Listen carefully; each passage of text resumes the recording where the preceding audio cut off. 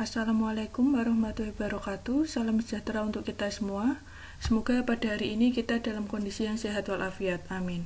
Baik, pada pertemuan yang kelima mata kuliah struktur baja 1 hari ini, kita melanjutkan materi yang saya bahas minggu lalu, yakni tentang komponen batang tekan.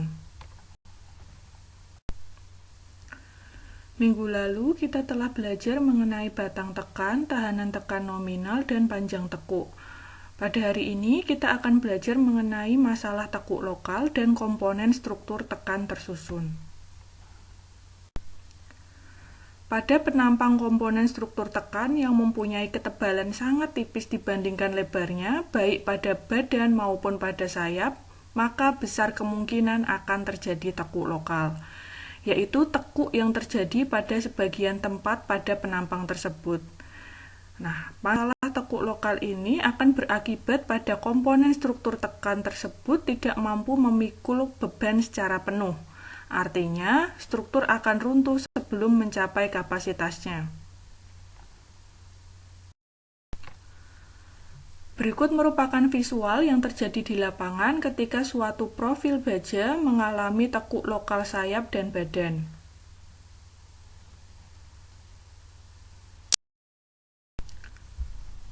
Untuk mengukur kerentanan suatu profil baja terhadap bahaya tekuk lokal, maka digunakan perbandingan antara lebar dan tebal dari penampang batang atau lambda. Untuk profil IWF, nilai lambda dihitung berdasarkan perbandingan.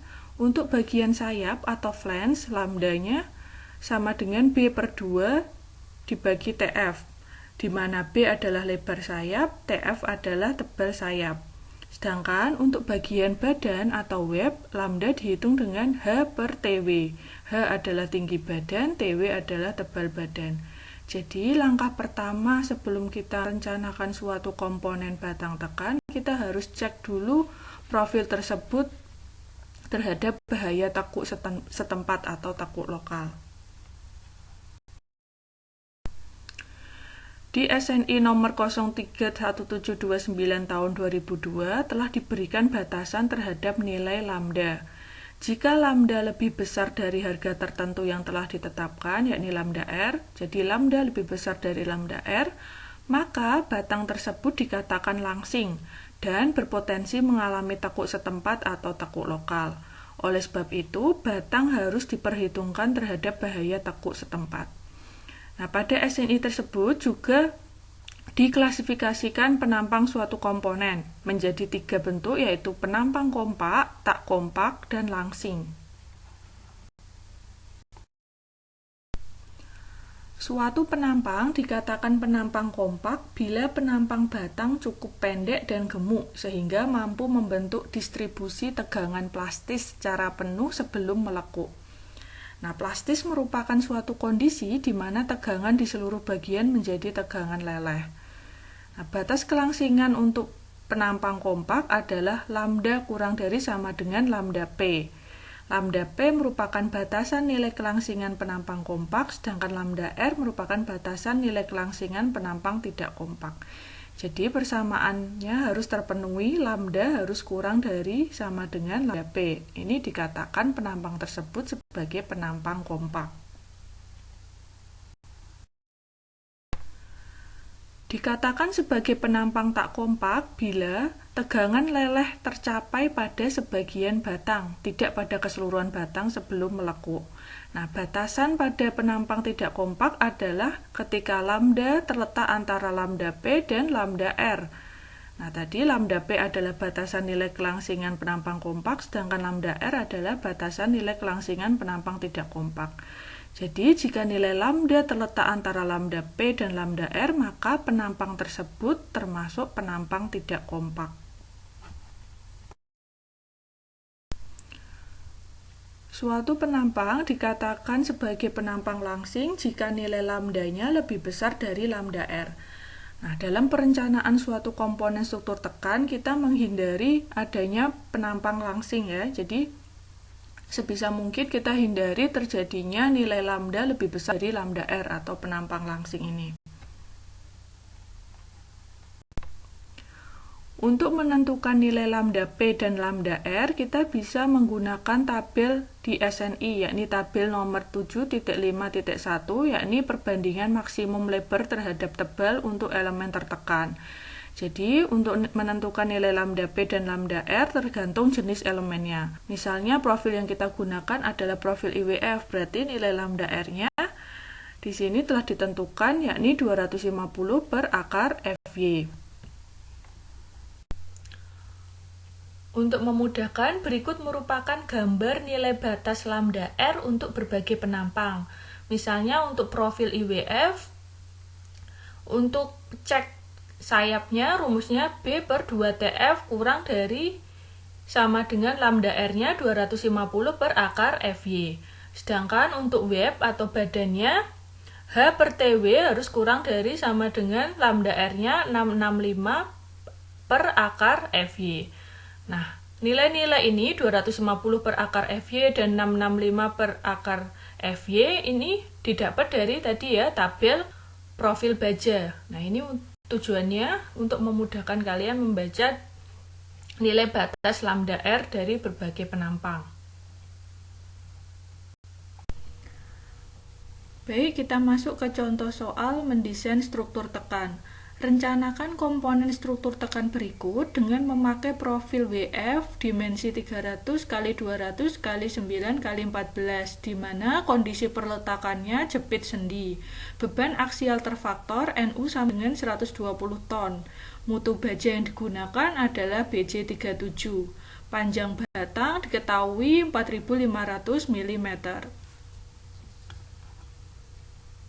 Jadi untuk merencanakan suatu kolom tunggal, yang pertama kita lakukan adalah memeriksa kelangsingan penampang kolom tunggalnya dulu. Nah, tadi kolom tunggalnya sudah diketahui memakai profil WF dimensinya 300, 200, 9 x 14. Nah, kita jabarkan dulu properties dari profil WF tersebut.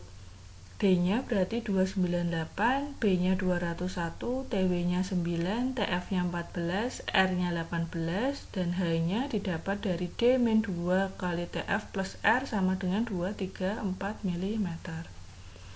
Oke, kita masuk ke pemeriksaan kelangsingan penampang pada bagian sayapnya terlebih dahulu. Rumusnya B per 2 kali TF. B-nya tadi 201, TF-nya 14, didapat 7,18. Nah, rasio ini harus kurang dari lambda R-nya. Lambda R-nya ditentukan dengan rumus 250 per akar FY. FY-nya berapa? Karena tadi memakai BJ37, FY-nya 240. Didapat lambda R-nya 16,14. Nah, berarti B per 2TF kurang dari lambda R-nya 16,14. Berarti oke ya untuk kelangsingan bagian sayap. Selanjutnya kita cek kelangsingan daerah web atau badannya. Rumusnya H per TW. H-nya 234, TW-nya 9. Didapat 26. Ini harus kurang dari lambda R-nya. Lambda R-nya diketahui rumusnya 665 per akar FY. Didapat 42,92. Ternyata H per TW kurang dari lambda R. Jadi kelangsingan pada bagian web atau badannya memenuhi ya, jadi oke. Setelah kita memeriksa kelangsingan penampangnya, barulah kita menentukan kuat tekan nominal. Nah, untuk menentukan kuat tekan nominal di sini kita harus menghitungnya di dua sumbu ya, pada arah sumbu kuat X dan sumbu lemah Y. Pertama kita hitung terlebih dahulu di arah sumbu kuat X. Oke, kita langsung hitung untuk menentukan lambda. Nah, lambda ini atau batas kelangsingannya K kali L per R. K-nya didapat 0,8 dari kondisi perletakan jepit sendi. Tadi di awal di soal sudah diketahui bahwa kolom tunggal ini kondisinya perletakan jepit sendi. Nah, dari tabel kita dapat bahwa nilai K untuk jepit sendi 0,8. L ini adalah panjang kolomnya 4500. R-nya adalah jari-jari sebesar 126. Jadi lambdanya didapat 28,57. Nah, batas kelangsingan untuk batang tekan harus kurang dari 200. Jadi lambdanya memenuhi ya. Oke, kita masuk untuk menghitung lambda C-nya. Nah, lambda C tadi dirumus adalah 1 per Pi kali LK per R kali akar FY per E.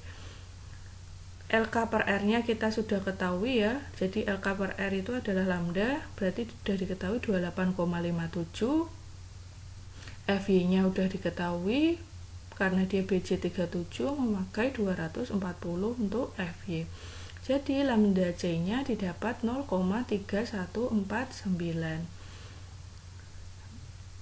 Nah, karena nilai lambda C di antara 0,25 dan 1,2, maka nilai omega-nya ditentukan 1,43 per 1,6 min 0,67 lambda C.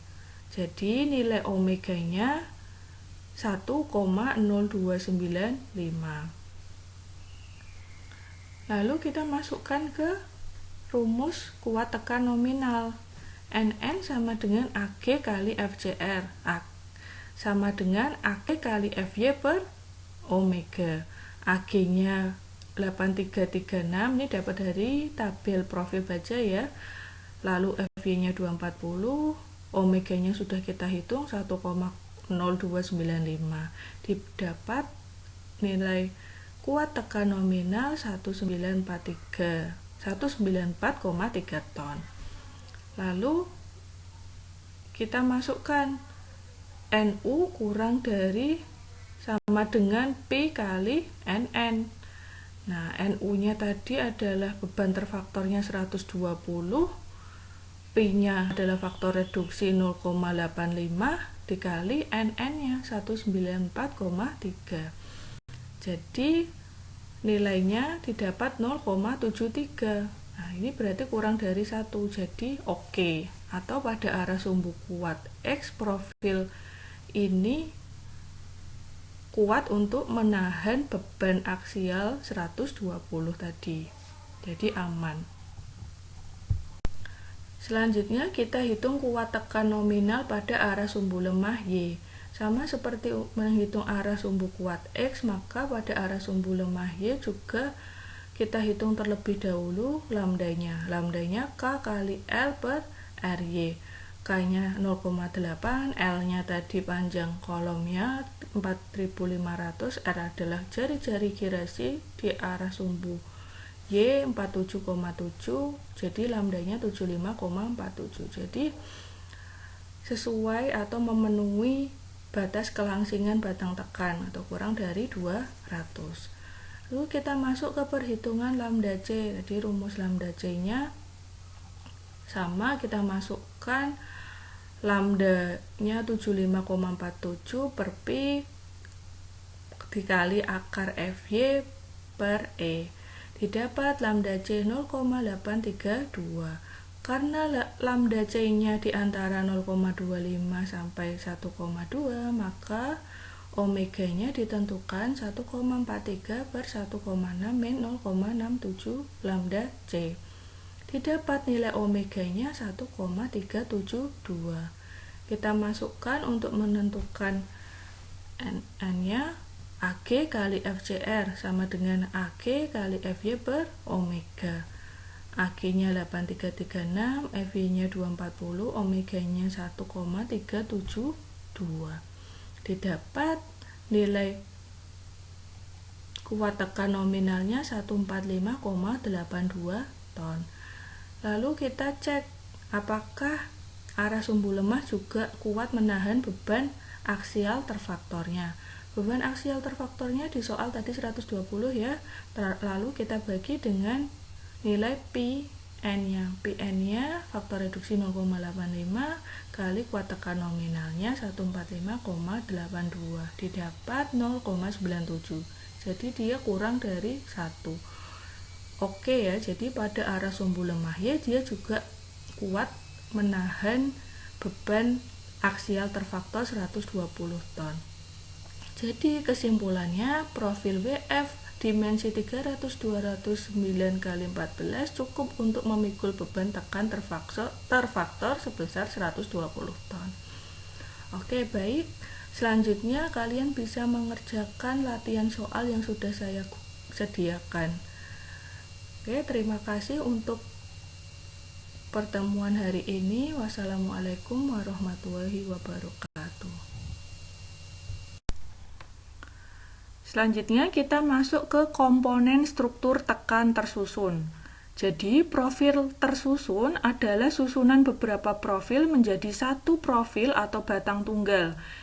Nah, profil ini diikat dengan menggunakan pelat-pelat yang disebut pelat kopel, di mana analisis kekuatannya dihitung terhadap sumbu bahan dan sumbu bebas bahan. Nah, sumbu bahan adalah sumbu yang memotong semua elemen komponen struktur tersebut, sedangkan sumbu bebas bahan adalah sumbu yang sama sekali tidak atau hanya memotong sebagian dari elemen komponen struktur tersebut.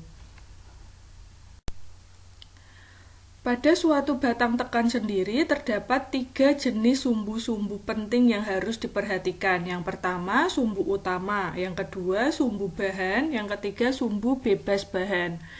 Sumbu utama adalah sumbu di mana terdapat nilai inersia ekstrim maksimum dan minimum. Seperti terlihat di layar pada gambar A, di mana sumbu X dan sumbu Y adalah sumbu utama. Sumbu X dan sumbu Y pada profil ini juga merupakan sebagai sumbu bahan. Sedangkan pada gambar B, yaitu profil siku tunggal, sumbu bahannya adalah sumbu X dan sumbu Y.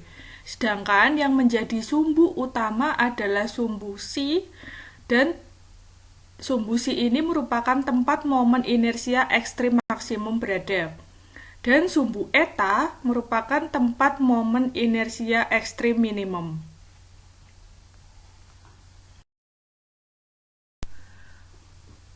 Berikut merupakan rumus-rumus yang kita gunakan pada saat menganalisis komponen struktur tekan tersusun. Yang pertama, kelangsingan pada arah sumbu bahan atau arah sumbu X dihitung dengan persamaan lambda X sama dengan K dikali Lx dibagi dengan Rx. Pada arah sumbu bebas bahan harus dihitung kelangsingan ideal lambda IY. Rumus untuk menghitung lambda IY adalah akar dari lambda Y kuadrat ditambah M/2 dikali lambda L kuadrat. Lambda IY sendiri didapat dengan rumus K dikali LY dibagi dengan RY. Sedangkan lambda L sama dengan LL dibagi dengan R-min. Nah, untuk keterangannya bisa dibaca sendiri. Untuk Lx, Ly merupakan panjang komponen struktur tekan arah X dan arah Y, sedangkan K adalah faktor panjang tekuk. Rx, Ry, Rmin merupakan jari-jari girasi komponen struktur yang bisa kita lihat di tabel profil baja. LL adalah jarak antara plat kopel pada arah komponen struktur tekan, sedangkan M adalah konstanta yang besarnya ditentukan dalam peraturan SNI. Jadi pada plat-plat kopel akan membagi komponen struktur tersusun menjadi beberapa bagian yang sama panjang. Nah, banyaknya pembagian ditentukan dengan nilai konstanta M. Nah, misalnya komponen struktur tersusun berbentuk seperti gambar A, maka nilai M-nya itu 2. Ini merupakan ketentuan yang sudah diatur yang ada di SNI. Lalu A di sini adalah jarak antar dua pusat titik berat elemen komponen struktur.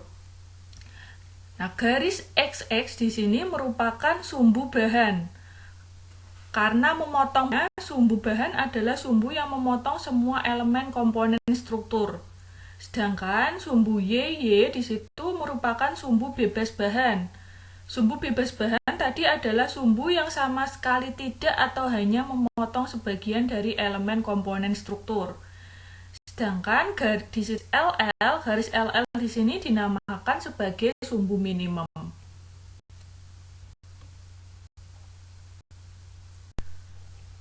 Pada perencanaan komponen struktur tersusun, maka kita juga harus mengecek pelat kopelnya. Jadi pelat kopel yang digunakan harus cukup kaku, dan persamaan yang harus terpenuhi adalah IP per A harus lebih besar sama dengan 10 kali IL per LL, di mana IP di sini adalah momen inersia plat koppel, sedangkan IP ini dirumuskan atau didapat dengan rumus 2 kali 1/12 TH pangkat 3. IL adalah momen inersia minimum satu buah profil, sedangkan A tadi ya jarak antar dua pusat titik berat elemen komponen struktur.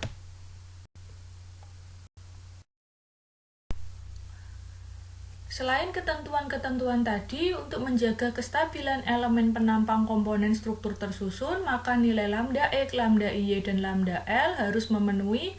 Untuk lambda X dan lambda Y harus memenuhi lebih besar sama dengan 1,2 kali lambda L-nya. Sedangkan lambda L harus memenuhi lambda L kurang dari sama dengan 50. Selain itu, plat koppel juga harus dihitung dengan menganggap bahwa pada seluruh panjang komponen struktur tersusun tersebut bekerja gaya lintang yang besarnya DU sama dengan 0,02 NU. Nah, untuk lebih jelasnya bagaimana penerapan rumus-rumus pada komponen struktur tersusun, kita masuk ke contoh soal.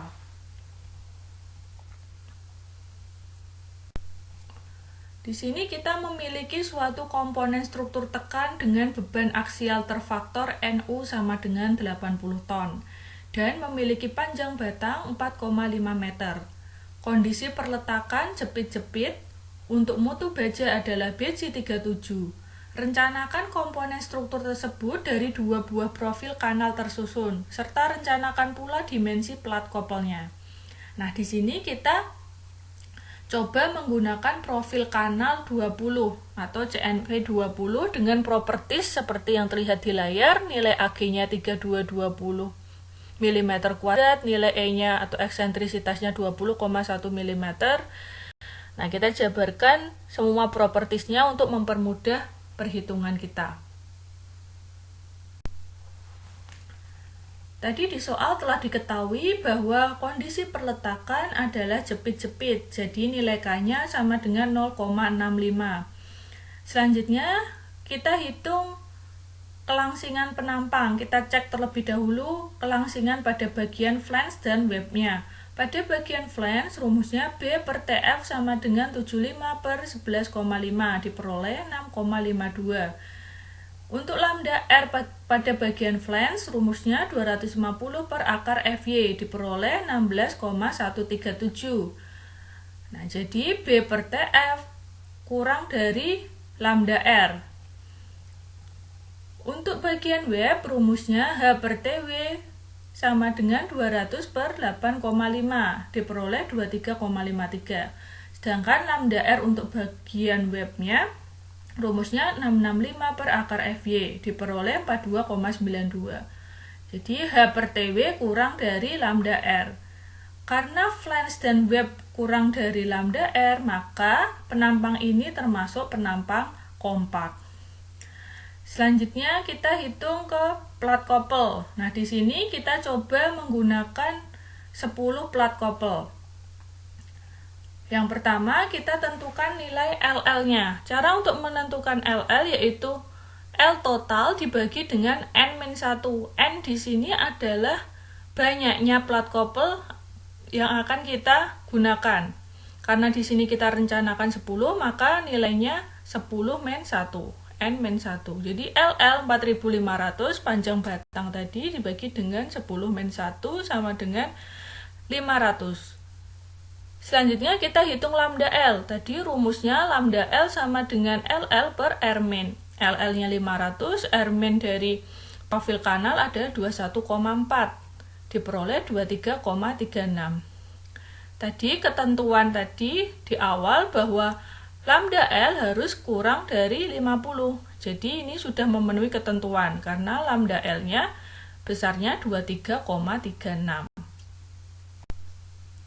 Untuk menjaga kestabilan struktur, maka kita perlu menghitung arah sumbu X dan arah sumbu Y. Untuk arah sumbu X, lambda X sama dengan K dikali LX per RX.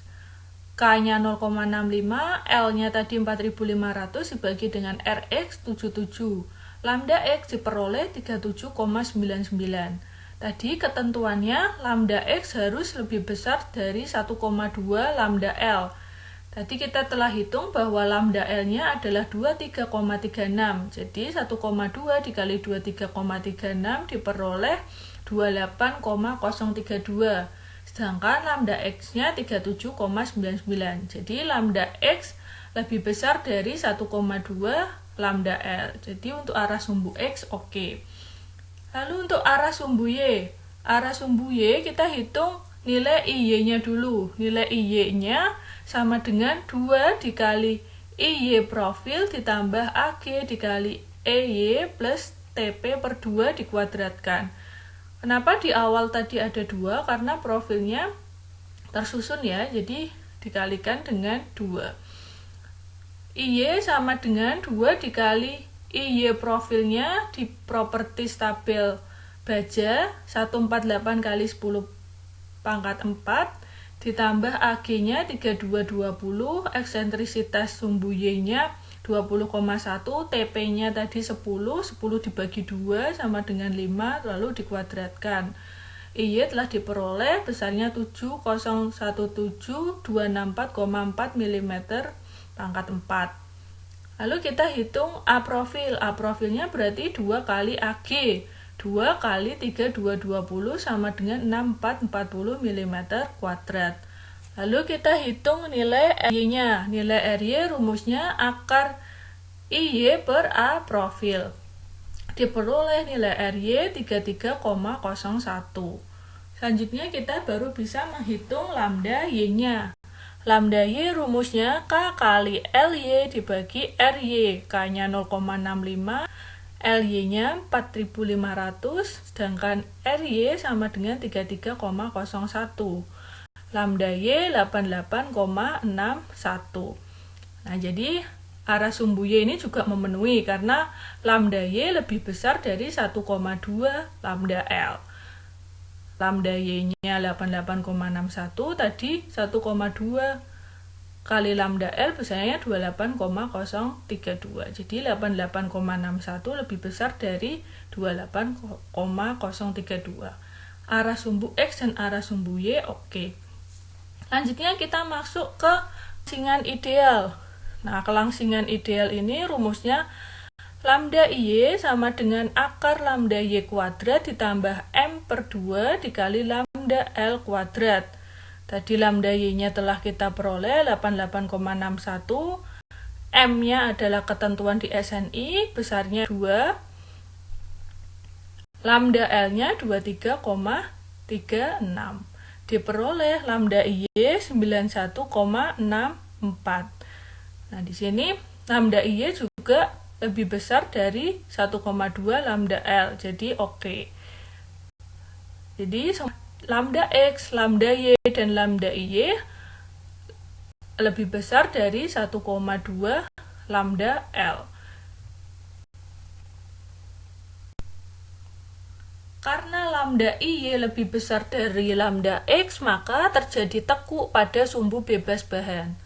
Selanjutnya kita hitung tahanan tekan nominalnya. Pertama kita tentukan lambda C. Nah, lambda C di Y sama dengan lambda Y per Pi dikalikan dengan akar FY per E. Diperoleh lambda CY 1,0105. Nah, kita tentukan nilai omeganya. Nah, di sini karena lambda CY terletak antara 0,25 sampai 1,2, maka nilai omega Y sama dengan menggunakan rumus 1,43 dibagi dengan 1,6 minus 0,67 kali lambda CY. Nah, ini seperti materi yang minggu lalu. Menentukan tahanan nominal pada struktur tekan. Nah, di sini berarti omega Y diperoleh 1,549. Lalu kita hitung nilai NN. NN sama dengan AG dikali FCR, di mana FCR kita cari dengan FY per omega. Nilai NN diperoleh 99,78.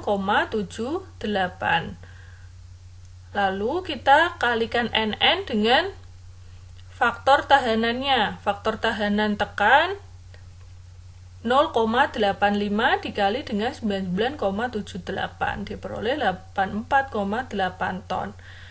Nah, tadi karena gaya yang bekerja pada struktur besarnya 80 ton, maka 80 dibagi dengan 84,8. Besarnya 0,94. Nah, syaratnya ini harus kurang dari 1. Berarti struktur ini masih mampu menahan beban yang bekerja karena diperoleh hasil 0,94. Selanjutnya kita bisa menghitung dimensi plat koppel. Nah, syarat kekakuan plat koppel yang harus terpenuhi adalah IP per A lebih besar sama dengan 10 dikali IL per LL, di mana IL sama dengan I min. Momen inersia minimum terjadi pada sumbu Y. Tadi kita lihat di tabel profil baja. I min-nya adalah I di sumbu Y, karena nilainya yang paling kecil, besar 148 kali 10 pangkat 4 mm pangkat 4. Sedangkan LL-nya tadi telah kita hitung di awal 500 mm. Untuk nilai A dirumuskan dengan 2E ditambah TP. 2 dikali dengan 20,1 eksentrisitasnya ditambah TP-nya 10. A-nya sama dengan 50,2 mm.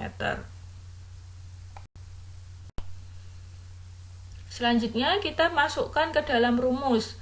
Nilai IL-nya 148 kali 10 pangkat 4 dibagi LL-nya 500 dikali A-nya 50,2 diperoleh IP lebih besar sama dengan 1485920 mm pangkat 4. Tadi di awal untuk menentukan nilai IP rumusnya 2 kali 1/12 kali T kali H pangkat 3. Nah, kita rencanakan tebal plat koppel yang akan kita gunakan adalah 8 mm, maka diperoleh H lebih besar 103,6 mm. Maka kita gunakan H sama dengan 110 mm.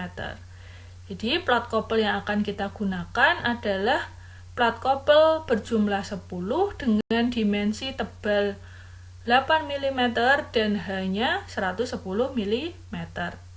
Baik, untuk pertemuan hari ini saya cukupkan sekian. Selanjutnya kalian bisa mengerjakan latihan soal yang telah saya sediakan. Jika ada yang kurang jelas, bisa post pertanyaan di Microsoft Teams. Terima kasih atas perhatiannya. Wassalamualaikum warahmatullahi wabarakatuh.